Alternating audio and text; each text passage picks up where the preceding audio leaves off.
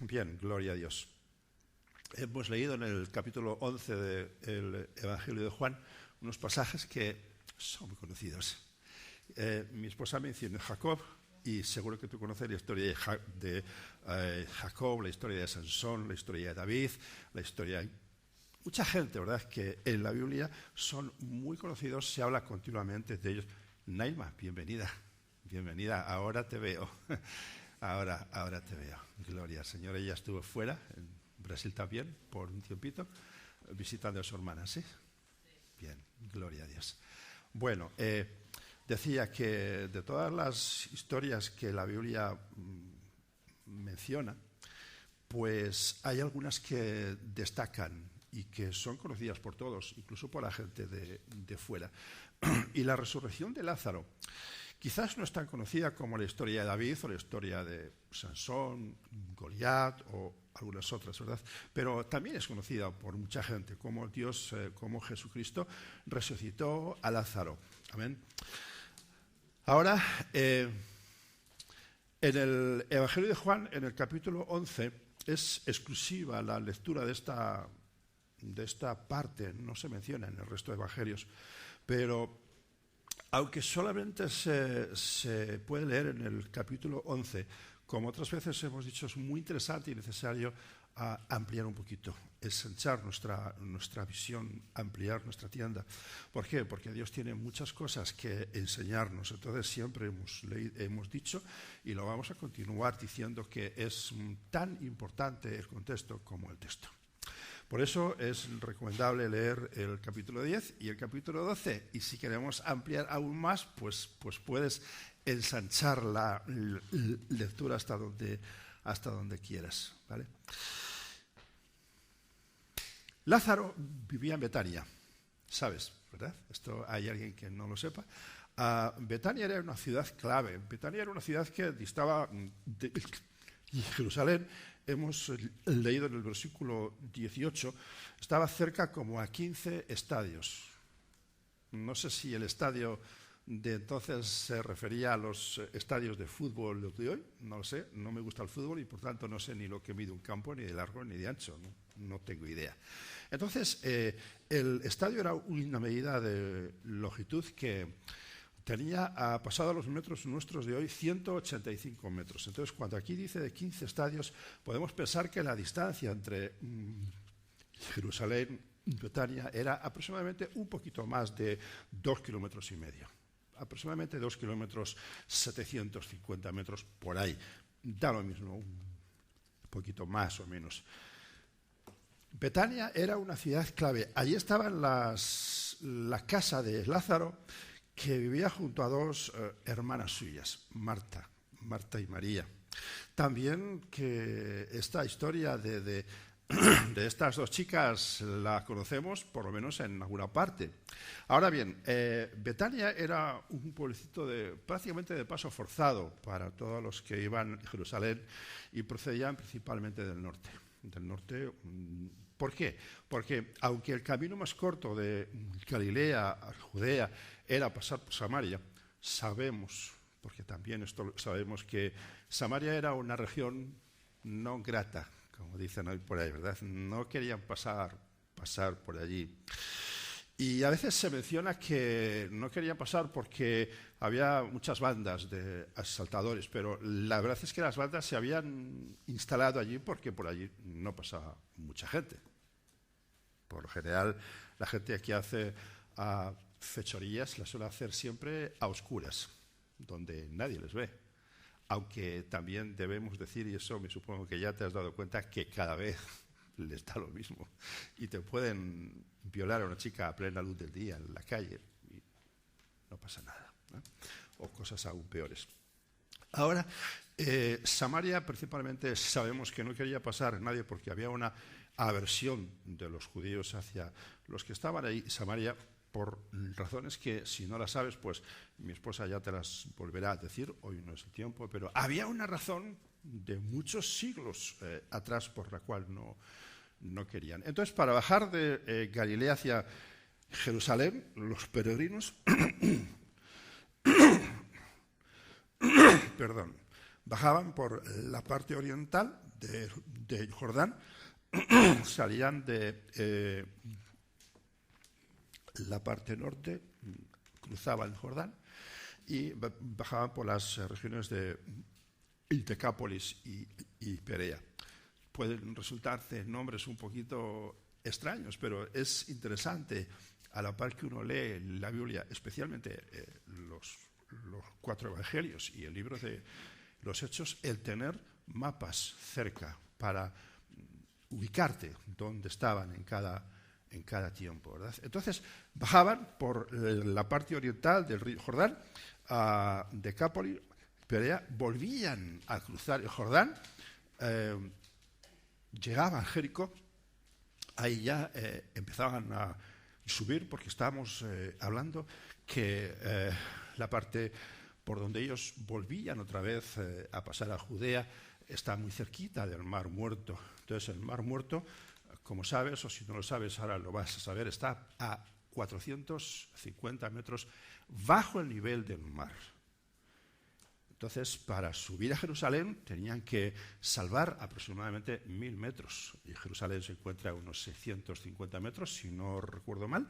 Entonces, eso, menos lo que estaba el mar muerto bajo el mar, pues aproximadamente 1000 metros. Entonces, cruzaban el Jordán, empezaban a subir a Jericó, llegaban a Betania, porque hoy las autopistas no pasan por los pueblos, porque no hace falta, ¿verdad? Ya hay salidas, pero antiguamente las carreteras y las carreteras nacionales, locales, regionales, pasan por todos los pueblos, porque era de lo que esos pueblos vivían, del comercio y de la gente que pasaba por allí.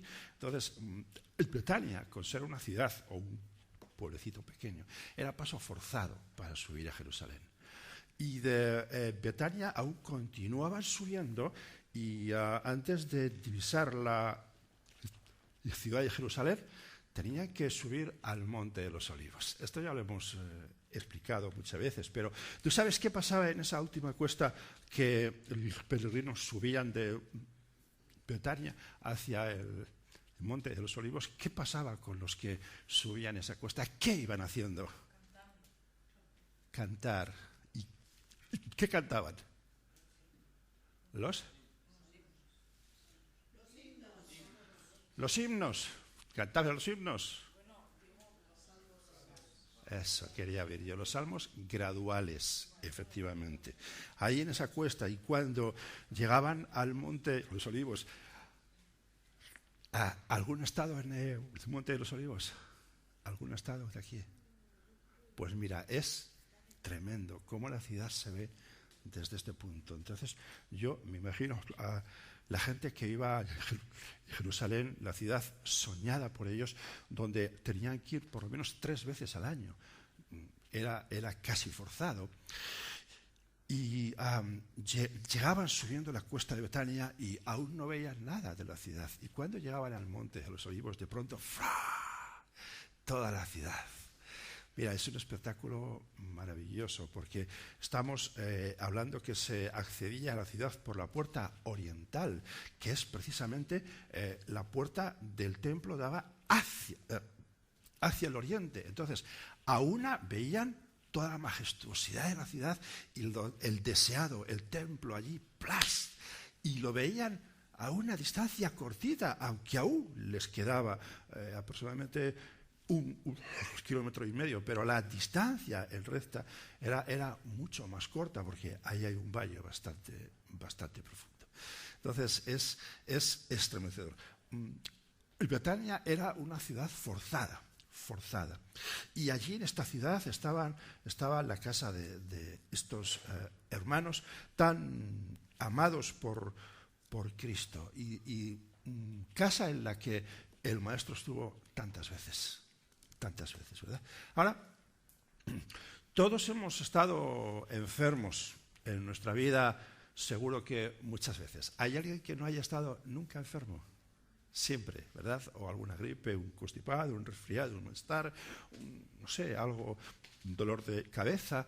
Todos hemos estado enfermos muchas veces, pero prácticamente la mayoría de las veces han sido enfermedades leves que la ciencia se ha encargado de resolver pues con una aspirina, paracetamol o algo así parecido, ¿verdad? O sea, que te lo tomas en casa y casi no vas ni al médico. Pero en algunas otras situaciones o casos, algunos hemos pasado por alguna enfermedad que la ciencia la llama grave. ¿Nos ha pasado a algunos? Sí. ¿Algunos hemos pasado por alguna enfermedad grave? Sí, venga, yo he pasado. Amén. Seguro que sí, ¿verdad? Y la prueba de que hemos superado esa enfermedad grave es que estamos en estas sillas. Si no estuviéramos en estas sillas, pues estaríamos en otro sitio. No sé si mejor o peor en cada caso, pero la prueba de que hemos conseguido superar, si cabe la palabra, ahora desde estar en la presencia de Dios, sabemos que el Señor nos guardó tanto de las graves como de las leves, qué duda cabe. Pero es una forma de decir, superamos ese trance, superamos esa situación difícil. Y yo imagino a las hermanas de Lázaro de la misma forma. Me imagino que Lázaro hubiera pasado, pues como tú y como yo, enfermedades leves. Quizás un resfriadillo, o que se cayó y se hizo daño, se cortó, alguna cosa así. Cositas simples que no requerían más que una atención en casa sin más cosa. Pero en aquella situación, las hermanas se dieron cuenta de que la cosa era grave. Y claro, en aquellos tiempos no se llamaba al 112, si venía ambulancia medicalizada y te retenían el asunto y te llevaban rápidamente al hospital. Allí no había esto. Y las enfermedades graves, por general, tenían un final de muerte, ¿verdad? Disculpadme, Señor. Entonces enviaron a llamar a Jesús. Podemos ver en el capítulo 11, que hoy vamos a estar viendo algunos textos, en el versículo 3 dice, enviaron pues las hermanas para decir a Jesús, Señor, he aquí el que amas está enfermo. Evidentemente no se referían, como dije, a una enfermedad leve, está enfermo, grave. Ven, por favor, ven, por favor. Ahora, en el versículo 6 del capítulo 11, también dice, cuando oyó pues que estaba enfermo, se quedó 2 días más en el lugar donde estaba. Qué raro. Jesús haciendo estas cosas, ¿verdad? Qué raro. Ahora, ¿dónde estaba Jesús? Pues es por eso por lo que dije que es necesario para el estudio de la palabra, para centrarnos, para saber cómo estaban pasando los hechos bien, leer el contexto. Por eso es necesario extendernos un poquito al capítulo 10, incluso al 9, al 8, al 7, incluso desde el 4 de Juan. Entonces, Jesús estaba en Perea, la región al otro lado de Jordán. El lugar exacto no se puede saber, pero en aquellos tiempos donde no había ni vehículos, ni motocicletas, ni nada, todo era a pie. A lo mejor en el mejor de los casos se podía tener un camello, una mula. Vais a tener que disculpar. Pero la gente se movía principalmente andando.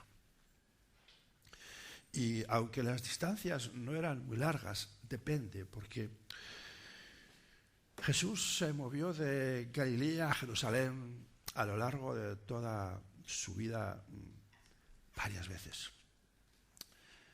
Yo en estos días he estado un poquito tratando de ver cuántas veces se movió y no tengo claro si fueron 6 o fueron 7. Me estoy refiriendo a subir o bajar de una parte a otra. Y la distancia que separa Galilea y Jerusalén son aproximadamente 100 kilómetros. Eso andando son unos cuantos días. Y aunque es verdad que en aquellos tiempos se andaba mucho más deprisa de lo que hoy se anda, que hoy no se anda nada, pero aún con todo, recorrer 100 kilómetros por caminos sinuosos, de polvo, de piedras, no es fácil. Entonces, Jesús estaba en la región, al ladito tú puedes ver en un plano y dices, pero si eso estaba al lado. Bueno, a lo mejor no estaba tan cerca.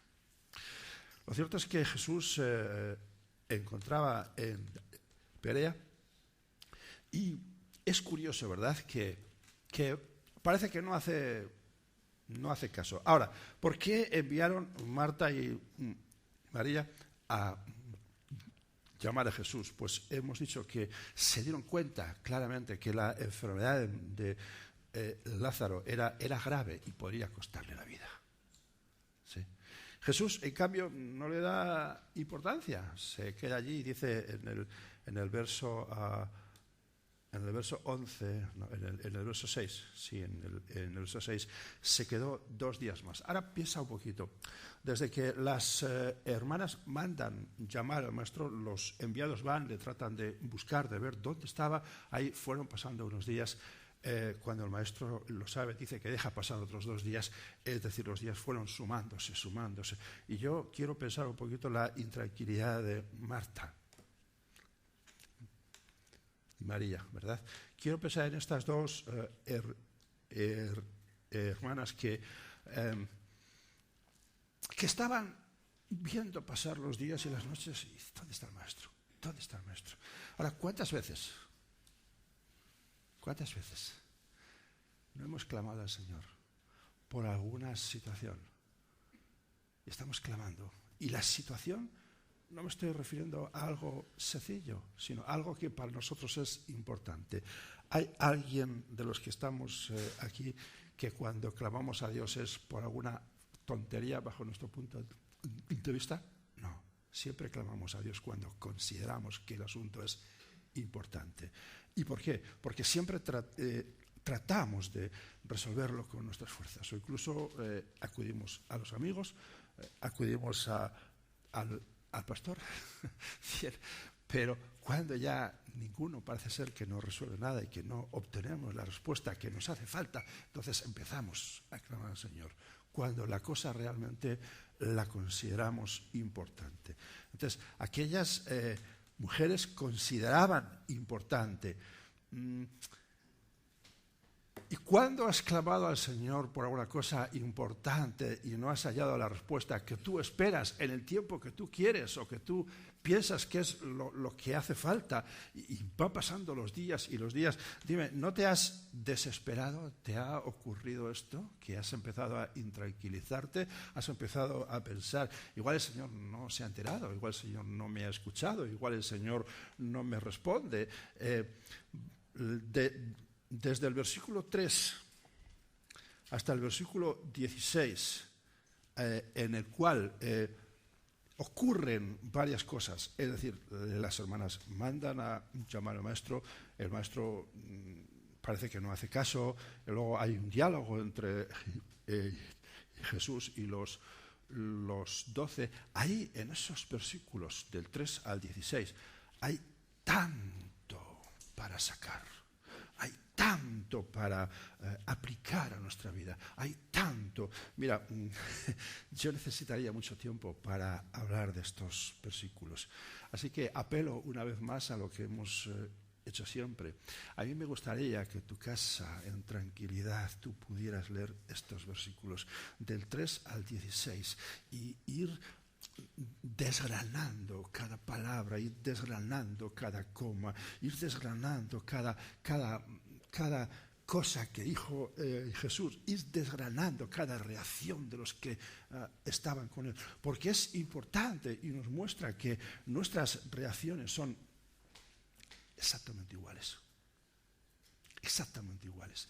Aquellos discípulos no entendieron cuando Jesús les empieza diciendo más lo que le está pasando a Lázaro.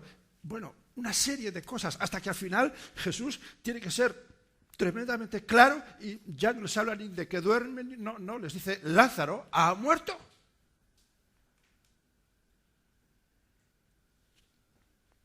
Yo no sé cómo se quedarían los discípulos cuando Jesús les dijo eso. Pero Jesús, seguido de eso, y vamos a Jerusalén, o sea, y vamos, perdón, a verle. Y ahí estaba Tomás, en el verso 16, dijo, entonces Tomás, llamado Dídimo, a sus condiscípulos, vamos también nosotros para que muramos con él. ¿Por qué? Pues porque Jesús, si tú lees en el capítulo 10 de Juan, te vas a dar cuenta que Jesús había tenido un percance, vamos a decir algo así, muy serio con los judíos en Jerusalén. Y tuvo que salir, vamos a decir, huyendo. Jesús no huyó nunca, pero es que aún no era el tiempo, aún no era el tiempo. Y Jesús sabía que no era el tiempo, entonces se fue de allí y se fue a Perea. Entonces, la sensación que se quedó de Jesús en Jerusalén respecto a sus enemigos acérrimos, es decir, a los fariseos, a los sacerdotes, era de que como vuelvas por aquí, verás. Entonces los discípulos habían percibido eso y sabían perfectamente, si volvemos a esa zona, si vamos, o sea, si cruzamos el Jordán tan solo y subimos ni tan siquiera a Betania, la que nos espera es... Y ahí estaba Tomás. Ay, Tomás.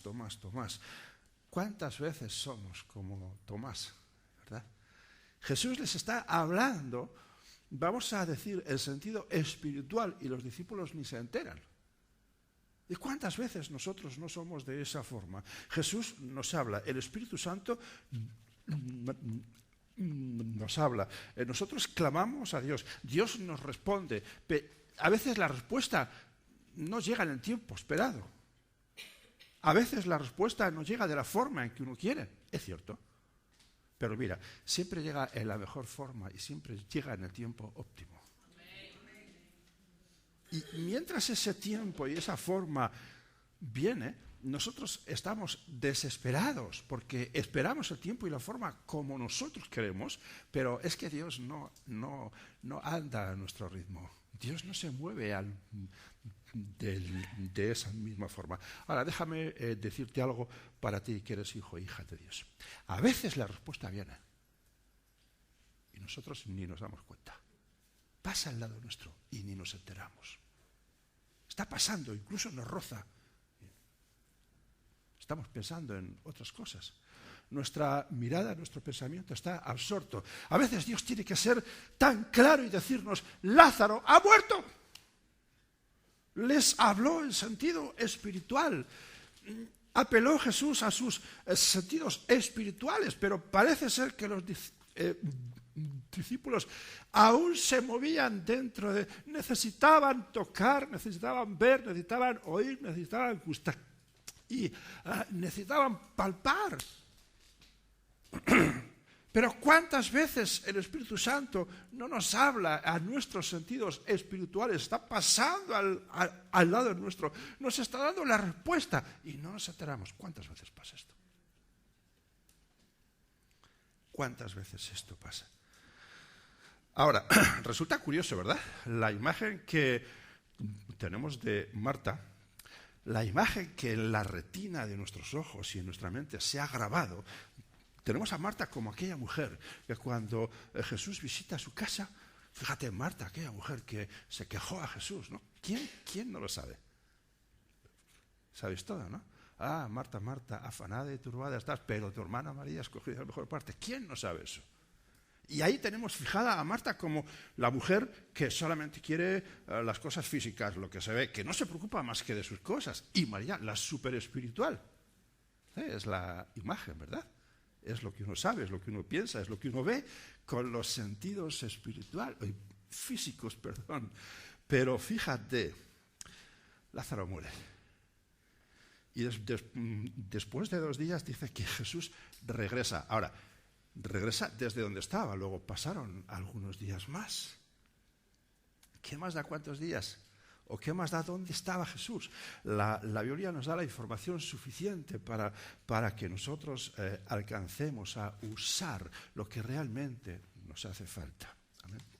Ahora, estos pasajes que antes he mencionado de cuando Jesús va a visitar, están en Lucas 10. Y allí en Lucas 10 se nos ha grabado. en la mente. Ahora bien, cuando Jesús entra en Betania, versículos 21 al 27, dice desde el 17, bueno, es lo que hemos visto, es desde el 17 al 20, pero el 21 dice, Marta dijo a Jesús, Señor, si hubieses estado aquí, mi hermano no habría muerto. Estaban en la casa María y Marta, posiblemente llorando, compungidas. Lázaro ya estaba en la tumba, pero estaban las dos posiblemente allí. Y cuando saben que Jesús viene, aún no estaba en Betania, estaba fuera. ¿Quién sale a recibir a Jesús? ¿Sale la superespiritual María? ¿Quién sale? Ahí tienes, Marta. Marta es la que sale a recibir a Jesús. No es su superespiritual María.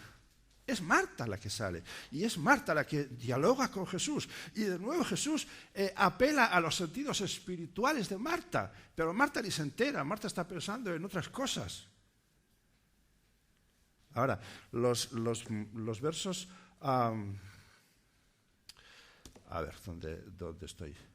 Los versos que hay desde el 21 hasta el 27, hay un diálogo ahí entre Jesús y Marta. Y de nuevo, como antes pasó, apelo a que cuando estés en tu casa leas esta parte, leas esta porción. Ahora no vamos a profundizar, porque no hay tiempo para ello. Necesitaríamos tiempo. Pero es interesante que tú leas y profundices en el diálogo entre Jesús y Marta, porque vas a descubrir cosas asombrosas. Y de nuevo digo, es la reacción nuestra. ¿Cuántas veces no nos hemos quejado al Señor? Señor, estoy clamando a ti, no me haces ni caso. Pareciera que no te enteras. Encima llegas tarde, ya no hace falta. Tiempo más tarde nos damos cuenta, como antes dije, que es la forma correcta y el instante óptimo. Y no había otro tiempo ni otra forma mejor, porque Dios sabe qué es lo que nos hace falta. Amén. Entonces dice Marta esto, Señor, si hubieras estado aquí. Ahora Jesús, después del diálogo, dice el versículo 28, dice, habiendo dicho esto fue y llamó a María su hermana. Es decir, el maestro dijo, anda, llama a María y dile que venga. Quiero hablar con ella. Y Marta va y vuelve ahí, y esta vez sí, María. Cuando Marta llega a su casa, dice, que el maestro te llama. Entonces, da prisa, vuelve. La súper espiritual María se acerca al maestro y se echa en el suelo, se humilla, le adora, pero ¿qué le dice? Si hubieras estado aquí, mi hermano no habría muerto. Había en las dos hermanas un desánimo, un sentimiento de queja, un sentimiento de, si tú eres Dios, ¿por qué ha pasado esto? Si hubieras estado aquí, mi hermano no habría muerto. Y de nuevo el maestro parece como que no le hacen ni caso. Dice, a ver, ¿dónde le habéis puesto? ¿En qué sepulcro está? ¿Dónde está Lázaro? ¿Verdad? Ahora, en Betania, posiblemente habría esos días mucha gente, porque Lázaro y María y Marta era una familia muy querida. Y a la muerte de Lázaro, mucha gente vino a velar el cadáver. Ahora, hay un dato muy importante. A ver si yo lo encuentro. En el versículo 39, el versículo, antes de esto, en el versículo 17, sí, en el versículo 17, cuando Jesús llega, dice que halló que Lázaro había muerto hacía 4 días. Claro, uno lee esto y dice, bueno, sí, ¿y qué más da? 4 que 3 que 2, ¿no? Que 5 que 6. No, es muy importante. Y la Biblia, una vez más, detalla las cuestiones que son importantes. Cuenta todo, aunque no nos guste.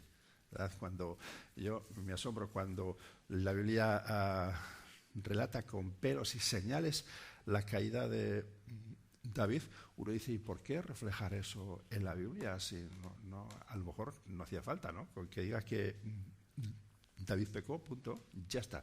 No, pero es que la Biblia tiene la buena costumbre de reflejar las cosas de la forma que fueron. Continuamente están descubriendo en Israel principalmente, pero en toda la zona de alrededor, están descubriendo restos arqueológicos que están demostrando que la Biblia es cierta. La arqueología, la ciencia, durante mucho tiempo se ha estado empeñando en decir, la Biblia es falsa porque mira, no está tal o cual cosa. Bueno, con el tiempo se van descubriendo las cosas. Pero, ¿sabes? La arqueología y la ciencia no se disculpan, sino más bien continúan buscando razones por las cuales quejarse. ¿Ven? Ahora bien, 4 días, esto es muy, muy importante. ¿Por qué es importante este dato de 4 días? Porque los judíos creían que cuando una persona muere, al tercer día el alma se separa definitivamente del cuerpo y parte hacia el Hades. Entonces, 4 días es un día más que 3. ¿Sabes? Jesús resucitó a unos cuantos, no solamente a Lázaro. Pero en ninguno de los casos fue con más de 3 días. Lázaro y la resurrección propia de nuestro Señor. Ahora, ¿cuál es la diferencia entre la resurrección de Lázaro y la resurrección de Cristo? Que a Lázaro le resucitó el Señor, pero Jesucristo venció la muerte por sí solo. Eso es lo importante.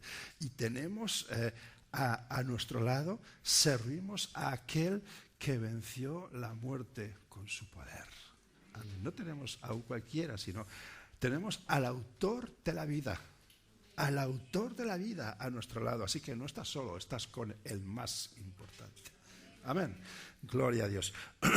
Ahora bien, decía, en Betania había mucha gente velando el cadáver y esto es así, había judíos, había amigos de sacerdotes y tan pronto vieron todo lo que pasó, la resurrección, corrieron rápidamente a Jerusalén. Que Jesús ha resucitado. Yo me imagino cómo se pondrían los fariseos y los sacerdotes. ¿Tú te imaginas cómo se pondrían enardecidos? Pero eso sirvió para que en la lejanía mucha gente aceptara al Señor. Y qué importante es que ocurran a veces sanidades o situaciones en las cuales Dios pone su mano de una manera milagrosa, de una forma preciosa. ¿Por qué? Porque esto es un modo de que gente desde lejos acepte al Señor. Qué bueno que es eso. Ahora, una tercera vez más vuelvo a decir, no vamos a detenernos mucho en cómo fue la resurrección de Lázaro, porque entiendo que ya todos la hemos leído muchas veces, ¿verdad? Sabemos cómo Jesús llora y llega a la tumba y los otros, bueno, todo eso ya es de sobra sabido, ¿verdad? Pero una vez más, como hice las otras 2 veces más, apelo a vuestra vida para que, deseosos de profundizar más en la palabra de Dios y al hilo de los que estamos viendo aquí esta mañana, profundicemos en nuestras casas en estos versículos desde que Jesús llega allí a Betania en el verso 17 y hasta un poco más adelante, incluso hasta el verso 44 principalmente. Ahí hay bastantes detalles que los hemos leído posiblemente muchas veces, igual no nos hemos parado a pensar, pero reflejan situaciones en nuestra vida diarias. Reflejan casos por los cuales hemos pedido al Señor y parece que se tardan y no llegan, y ahí hay intranquilidad y lágrimas y tantas cosas. Aquí está reflejado de una forma clara, ¿verdad? Ahora bien, solamente me quiero parar en cuanto a la resurrección de Lázaro en dos cosas importantes. Aquí en el verso 38 del capítulo 11 dice, Jesús, profundamente conmovido, otra vez vino al sepulcro. Era una cueva y tenía una piedra puesta encima. Cuando uno lee la palabra cueva, pues imagina un sepulcro, pues posiblemente como el lugar en el que estuvo el maestro, una cueva horizontal. Pero es importante porque la Biblia, de una forma que parece como que no dice mucho, pero lo dice todo, dice, y tenía una piedra puesta encima. Luego, si tenía una piedra puesta encima, no podía ser una cueva así, tenía que ser una cima. Claro, para nosotros, los que hemos ido al monte muchas veces y hemos ido por cuevas y hemos entrado y salido, sabemos que una cueva es así y una cima es así, pero para una persona que no vaya, le da lo mismo que la cueva sea así, que así sigue siendo una cueva. Pero es importante el detalle que dice, y tenía una piedra puesta encima. Quiero que te quedes con esta idea porque es importantísima. Ya tenemos el dato de los 4 días. Ya los judíos sabían que aquel muerto estaba bien muerto, que era una cima. Y hay un dato más importante. No hago más que mencionar cositas breves, ¿vale? En el versículo 44 del capítulo 11 también dice, y el que había muerto salió atadas las manos y los pies con vendas y el rostro envuelto en un sudario. Jesús les dijo, desatadle y dejadle ir. El versículo 44 dice que Lázaro estaba literalmente embalsamado. Y el embalsamamiento de Lázaro no se produjo como en la muerte de Cristo, que no hubo tiempo y casi como que le echaron encima todo, le taparon y listo. No, con Lázaro tuvieron tiempo y lo embalsamaron a su forma, es decir, literalmente una momia. Ahora, suma estas 3 cosas, 4 días muerto, cima vertical, atado de pies y manos. Nadie entró en la cima para sacar a Lázaro. Jesús solamente dijo, Lázaro, sal fuera. ¿Cómo pasó? ¿Cómo fue? ¿Qué ocurrió? ¿Qué vieron los que estaban allí? Cómo de una cima vertical salía una persona atada con manos y pies embalsamadas, salía, y cuando está fuera es que Jesús dice, desatadle y dejadle ir. ¿Te has parado a pensar en esto? Tuvo que ser tremendo. Tuvo que ser, yo no sé, pero mira que hemos visto en esta vida cosas raras, cosas difíciles, cosas que no entendemos, pero esto tendría que haber sido terrible, terriblemente espectacular. Claro, yo podría pensar, igual tú también, ¿no? Si hubiera estado allí, me hubiera postrado a los pies del Maestro, Señor.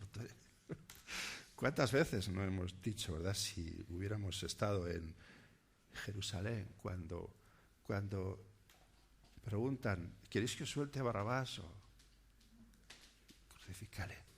Yo conozco a alguien que una vez dijo, si yo hubiera estado en Jerusalén, hubiera defendido a Jesús. Digo, ya te veo, ya te veo venir.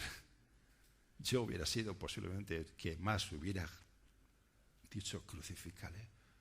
Porque, ¿sabes? El clamor popular, la gente te hace decir y hacer cosas a veces que uno no quiere. Hoy estábamos ahí parados ante un acontecimiento y pasó un tiempo y nada, pero ya cuando los coches empezaban un poquito a calentar, pues uno tocaba Claxon y al final pues varios, pero es cuando empieza uno, ya todos siguen.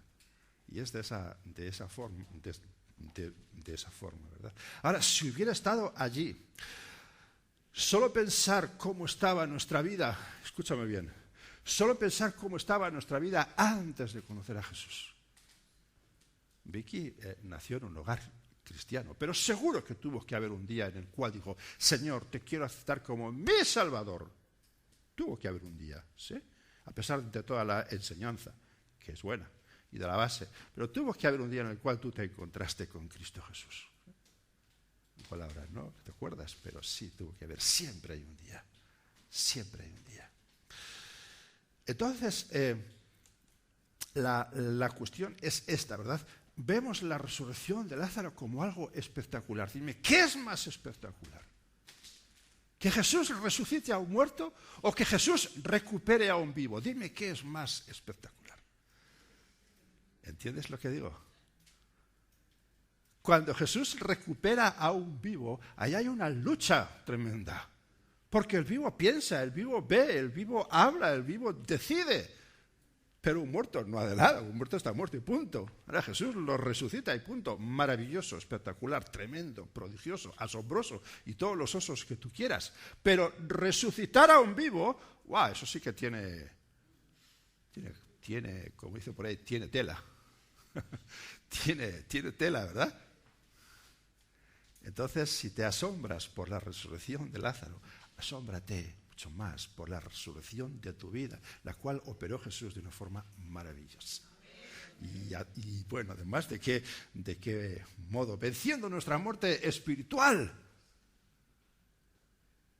y enfrentándose a nuestra vida física, Él nos rescató de nuestra vana manera de vivir. ¿Y dónde está eso? En 1 de Pedro 1:18 dice que Él nos rescató de nuestra vana manera de vivir, porque fue literalmente así. Antes nuestra vida era vana y ahora estamos a la presencia de Dios. ¡Wow! Eso es tremendo, tremendo. Hoy podríamos haber aprendido muchas más cosas, pero te he dejado con esas tres partes, con esos tres espacios de versículos para que tú en tu casa los puedas analizar más. Ahora, en lo que respecta a hoy, a este tiempo, debemos estar seguros, escúchame bien, debemos estar seguros que nuestro clamor siempre llega al conocimiento del Señor. Siempre nuestro clamor llega al conocimiento del Señor. Y lo más sorprendente es que no solamente esto pasa, sino que lo más sorprendente es que Él siempre nos envía una respuesta. Y es algo que también nuestra vida lucha y pelea con ello. Recuerda, quizás no en el tiempo y en la forma esperada, pero en todo caso en el instante apropiado, en el instante idóneo y en la forma impecable. No hay otra forma ni hay otro tiempo mejor. Amén. Aunque también podemos decir, como antes dije, que a veces la respuesta de nuestro Dios pasa a nuestro lado, nos roza, nos lleva parte de nuestra vida y ni nos hemos enterado. Porque pasa así muchas veces. A veces la misericordia de Dios casi que nos arrastra y nosotros nos agarramos fuerte a esa bola del pecado que está en nuestra vida y no me moverán. Literalmente eso es lo que pasa, ¿verdad? Gloria al Señor. Ahora, me gustaría hablar de qué es lo que pasa cuando la respuesta de Dios pasa a nuestro lado y no hacemos caso, ni nos enteramos. Pero eso os lo dejo para el próximo día. ¿Amén? Ahora, me gustaría leer un versículo en Hebreos 10, 37, que está basado en Habacuc, capítulo 2, versos 3 y 4. Allí, el escritor de este libro precioso, Hebreos, dice, porque aún un poquito, y el que ha de venir vendrá, y no tardará. Aún un poquito, y el que ha de venir vendrá, y no tardará. Jesús ha dicho que enviará la respuesta, la enviará. Aún un poquito o un poquito más largo, según nuestro tiempo. Pero vendrá y no tardará, porque Él sabe cuándo es el tiempo y cuándo es la forma de responder al clamor. Jesús estaba en Perea, le llegó la noticia y se quedó 2 días más. ¿Por qué? Porque era necesario llegar 4 días después de la muerte. Si hubiera ido al otro día o al de 2 días, algún avispadillo por ahí decía, no, es que Lázaro aún no estaba realmente separado de su cuerpo. No pudieron decir nada. Habían pasado 4 días. No podían decir nada. Tuvo que ser tremendo, aún para los más inconversos. No lo dudes, la respuesta del Señor vendrá para su pueblo siempre. Siempre el Señor envía la respuesta. Ahora, si has perdido esta confianza en esa respuesta, porque a veces pasa, ¿verdad?, que a veces la respuesta de Dios y el clamor nuestro continúa y la respuesta parece que no llega y hay un instante en el cual como que perdemos la esperanza, ¿verdad? Si has perdido la esperanza, déjame decirte, ¿quieres recuperarla? ¿Quieres recuperar esta esperanza en Cristo? Entonces quiero ver cómo alzas tu mano. Si has perdido la esperanza y quieres recuperarla, esta mañana puede ser un día importante en el cual el Espíritu Santo puede renovar de nuevo la confianza en nosotros y esa esperanza que se ha difuminado un poquito o se ha perdido o la vemos como que ya no quiere nada el Señor. Ahora dije, el Señor siempre responde a su pueblo y los que no son su pueblo. Es curioso que la misma palabra dice que la lluvia que Dios envía cae sobre justos y sobre injustos.